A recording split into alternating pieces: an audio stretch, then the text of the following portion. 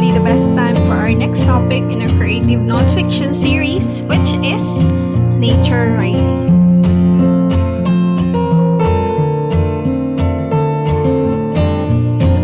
At some point in this quarantine period, we have to step outside, maybe in our backyard or in the garden, to breathe fresher air and to have a better atmosphere than inside your homes. So what is nature writing?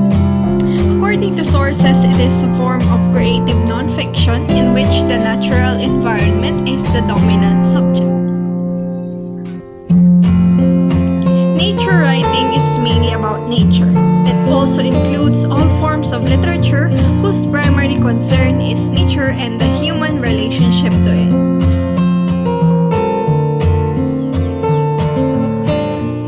In nature writing, you won't need to travel far in order to write the best stories. All you have to do is to use all of your senses and appreciate your surroundings at the moment. Many writers consider nature writing as the most revolutionary genre, maybe because it still exists and continuously evolves through time.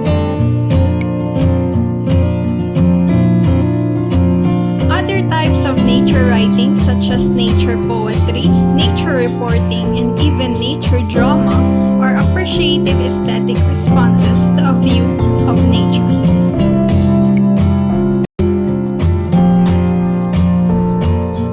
The natural world is the best place to seek out, but remember that you won't have to travel far away. Nature can also be found anywhere. All you have to do is focus yourself in finding it. Here are a few helpful tips that will guide you in nature writing.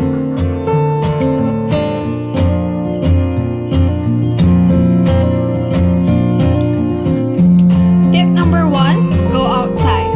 You need to experience the nature for yourself and discover the beauty of the natural world.